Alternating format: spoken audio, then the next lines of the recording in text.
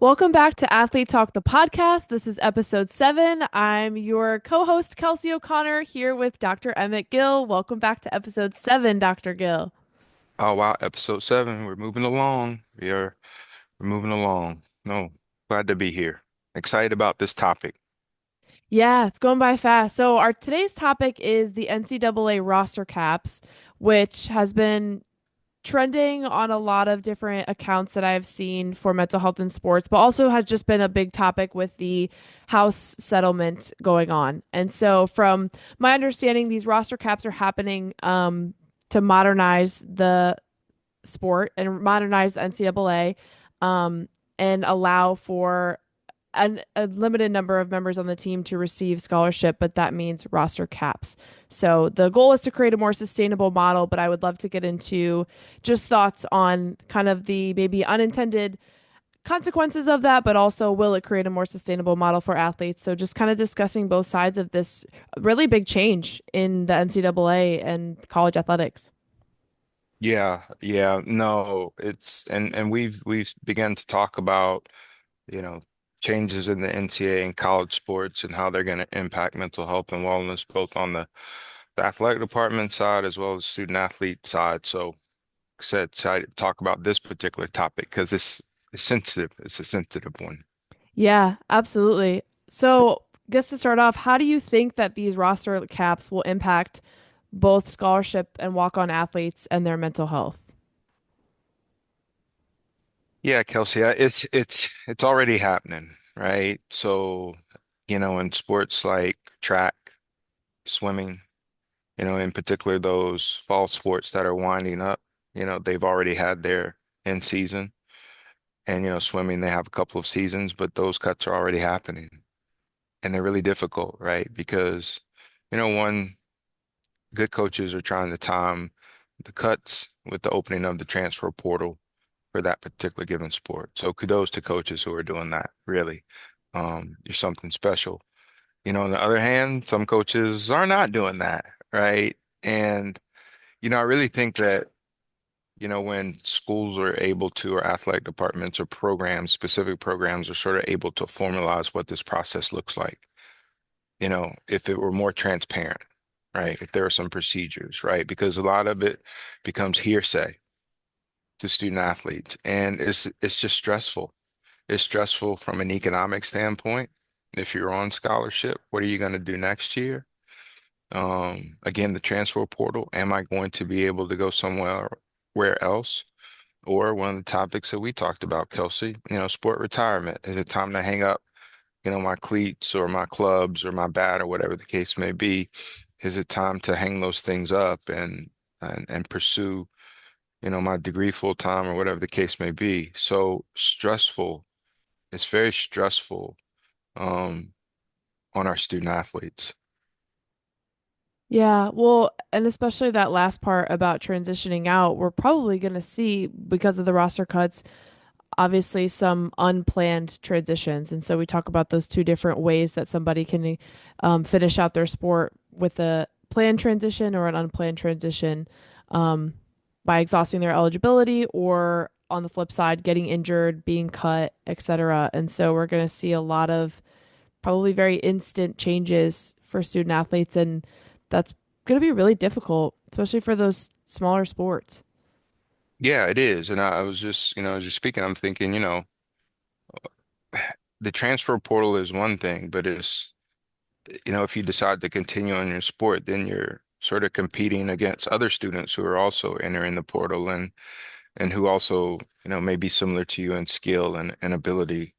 Um, and so yeah, and I'm trying to think of a more descriptive term than stressful and causing a lot of anxiety, but as we know in our industry, anxiety can lead to other types of disorders, right? And so, one of the things is if student athletes don't have space to talk about this and process this, then what can be the consequences or implications for their mental health in the future, right? Because college sports is such a big part of what some of these athletes do.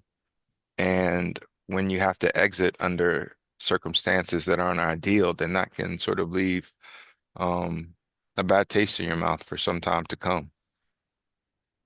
Yeah, absolutely. Well, I think it's interesting to kind of when I think about it, the relation of this with also kind of the COVID eligibility extra year and the way that there's a lot more emphasis on transfers and people that are playing a fifth and sixth year that are able to transfer and have more experience and what that's going to do trickling down to high schoolers that might not be getting opportunities anymore because teams are looking for transfers more than they're looking for incoming freshmen.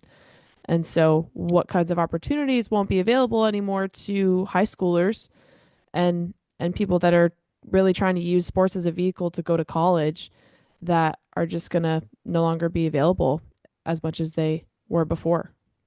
Yeah, no, absolutely. I mean, that's just, and we talk about, from a social work perspective, the ecological model and taking into account sort of all the factors and forces and COVID and those additional years of eligibility, as well as the decisions around JUCO student athletes, you know, are a part of this equation. And, just think about it. I mean, athletes are familiar with all of these factors. So think about how much additional stress that can cause as they're trying to parse through, how these things are impacting whether or not they're going to be on a team. I mean, I just met with a student athlete not too long ago, and their housing for next year is due today, but they're not sure if they're going to be on the team.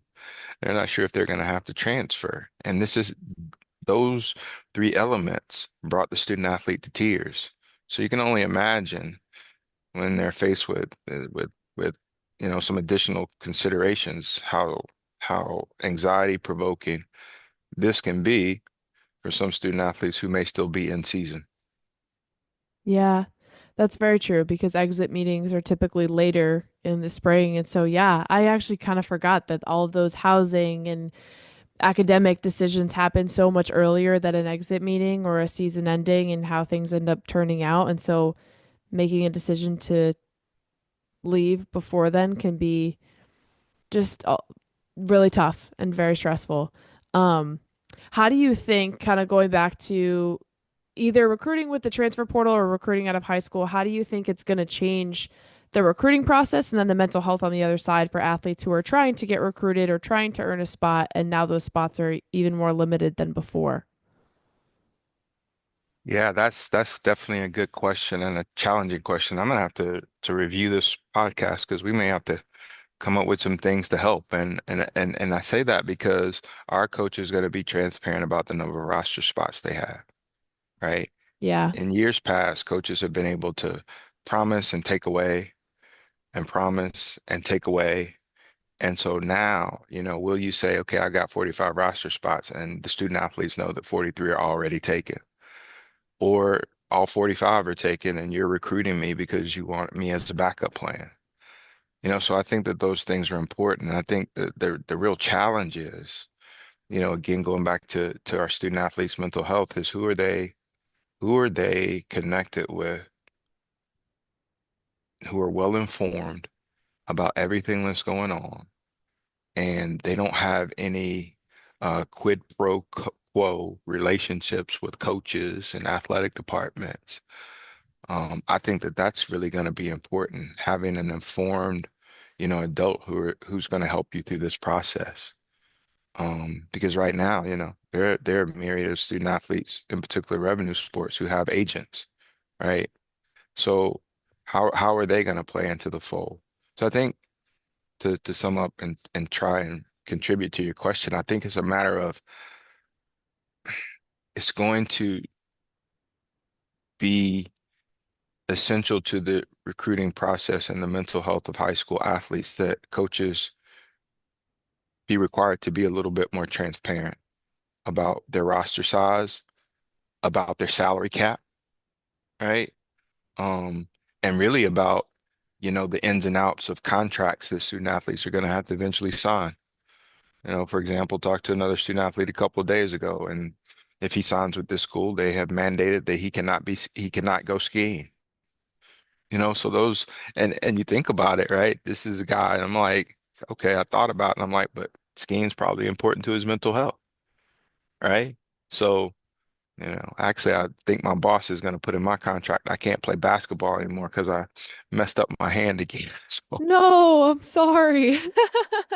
so that's sort of my take on it. Um, and I Yeah. don't know, as a softball player, how do you see, these roster cuts? Because I also think there's a part of, okay, we've got roster cuts, and how does it impact the athletes who are there on the team? It's interesting you asked that actually because that was a bigger thing when I was coming into my program. Um, there was just a lot of kind of expectation from kind of the first year or two of what was being built that like there were going to be cuts by the end of the semester. I remember actually when I was a freshman, our seniors were like, "You all better step up. We're going to have two people that are gone by the end of the semester." And that ended up not happening, but in your mind you're thinking, oh my goodness, I have to step up and show out because one of us isn't going to make it to the end of the month basically. And so i don't think it's I don't think it's bad that athletes have pressure, right? Like even that was motivating, and at the end of the day, yes, it's tough and you have to step up and show out, but I think that's the part of transparency is there was always this lingering feeling of just like the keys to your career are right in front of you, but they're not going to tell you necessarily when or how it's going to be taken away or when you deserve it or not because the notion that it's a privilege not a right is true, but then there also has to be that mutual respect to say I would so much rather know that I might be cut or that I'm going to have to find a new place to go or that we should have that conversation. So like where does the responsibility fall? It falls on me as an athlete to step up and do my job and come when I said I do what I said I would do for this team, but then also on the coach and the program to be transparent, like you said, because athletes are tough. They want straightforward answers anyways. Yeah. That's what I believe at least. And so as a softball player, I think it's disheartening too because of the situation of walk-ons. I think Mhm. there's a lot of walk-on athletes in softball and they just work really hard to make a team better, and I think it's going to be unfortunate that a lot of girls won't have opportunities, or just athletes won't have opportunities to even just grow as a person, as a teammate. I think they provide a lot of value to a team culture. Um, so that to me is a tough part of it as a softball athlete, knowing how many people on a roster are walk-on athletes and deserve to be there and are good enough to be there, but they just might not have gotten a scholarship because of however their journey went. And so I think to me, in my from my opinion, it's a little disheartening to see some of these roster caps for for sports that Yeah. need more backups and just anyways positions like for pitchers or outfielders, like you need those backups for injuries. And so it will be interesting to see how players on any team deal with the idea of getting injured and hiding that because there's less people to back them up now if they get Yeah. hurt or things like that. Yeah. No, no, I love the point because yeah, when you know that cap or roster cut is looming and you're trying to perform, not only down do you have the anxiety, but right, you've got the performance anxiety. And you're right, pitching and catching, think about those injuries, you think about the frequency of injuries at those positions. So then, I don't know if there's going to be a flex to the cap.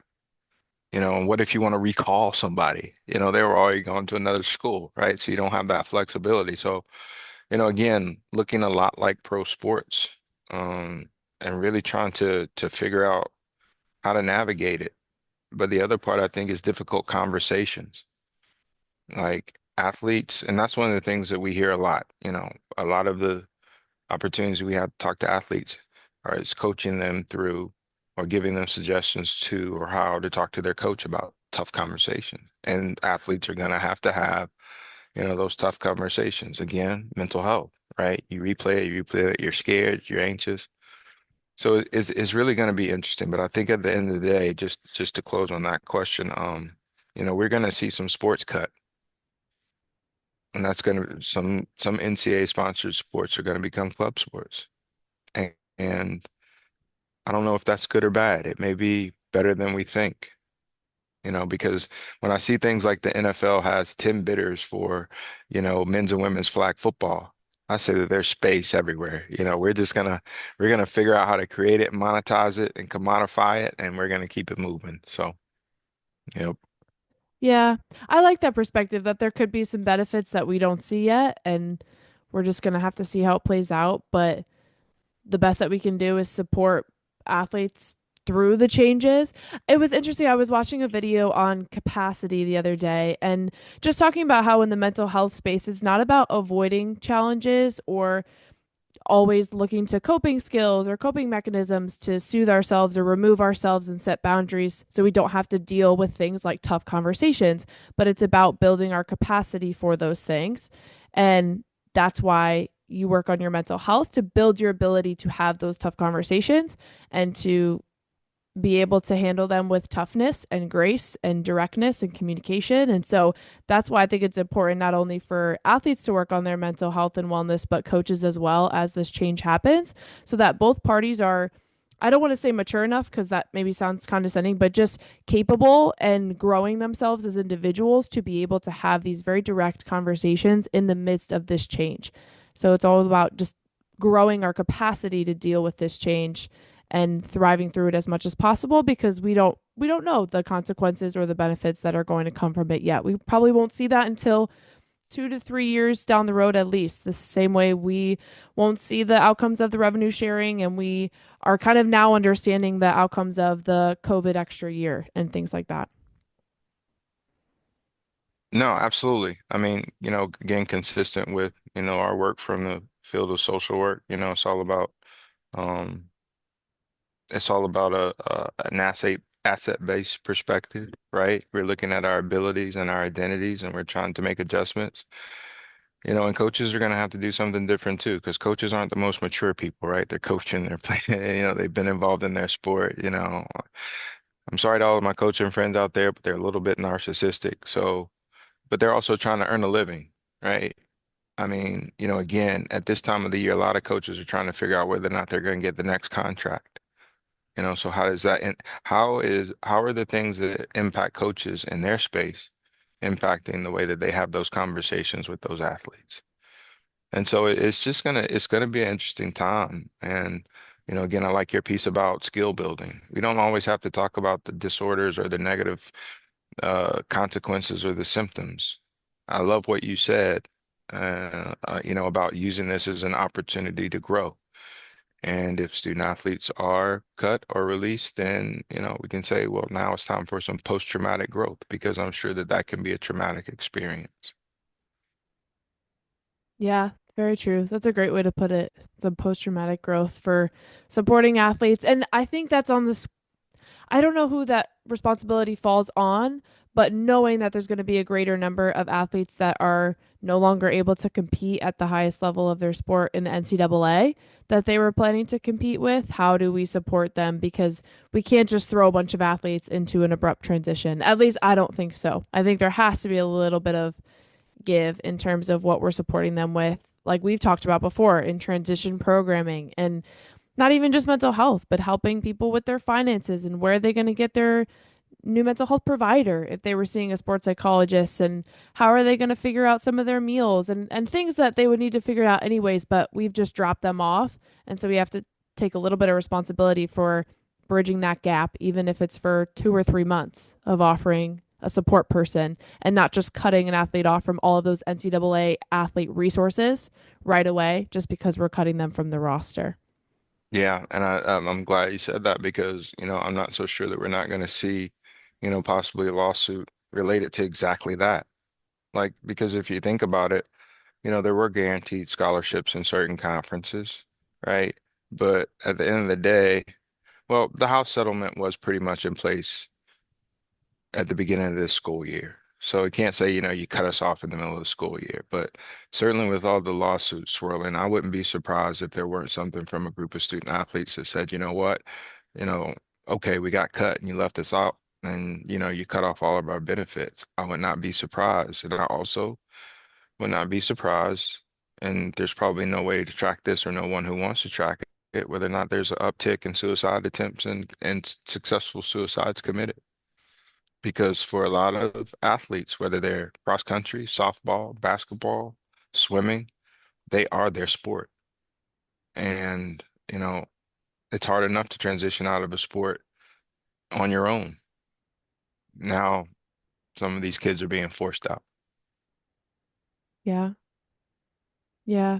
Obviously, we can always hope that's not the case, but I think, you make a very good point. And I think that's why I I'm really glad we're talking about this topic and that because it might seem serious, but it is that serious, especially for athletes who are their sport or feel they are their sport. And that's where it's our job to advocate the fact that these are people before it's a business. And yes, it's a business, and we're going to have to accept that it's money and it's livelihood and it's business, but we can't just completely drop off the cliff the fact that we're promising human beings their lifelong dreams and then we're taking them away.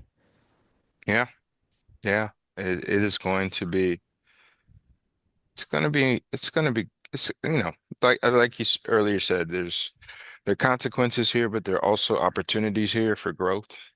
I just hope that, whether it's an athlete talk or, one of the many transitions programs out here, that athletes take advantage of them, because at the end of the day, we all saw this coming, right? And, you know, when they say the hurricane is coming, you go to the grocery store, you load up, you board up, your house and everything, and you get ready.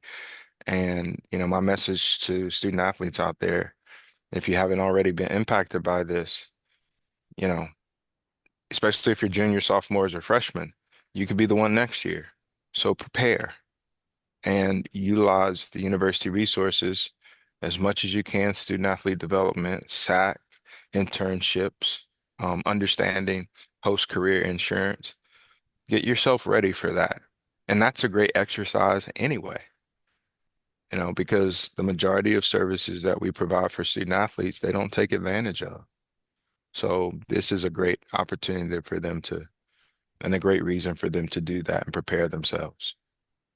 Yeah, very true. I appreciate that's a great encouragement to kind of leave them with as we wrap up here to keep it short, but also just as an encouragement, even if the career ends the way in a completely unexpected way and not on top like we would have hoped or wanted to, it doesn't mean it was for nothing. And there's always a purpose or something that can be pulled from a challenge and that we can share and turn into something pretty remarkable and amazing that's unique to your story. So that's my encouragement to athletes as well as they navigate these changes and going back and reading.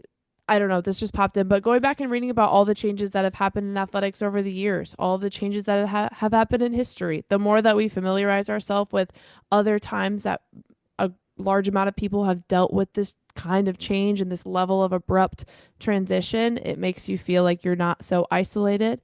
And so that would be my encouragement too is don't feel like just because you're impacted by a roster cap, whether it's you or people around you, that you're completely isolated. And that's why we're talking about it because it's such a hot topic anyways. So, Yeah, no, absolutely. Well said. It's going to be interesting. I don't know if anybody's going to track this or how many student athletes actually end up in this position at the end of the year. But I think we did a good job of ending this on a positive note.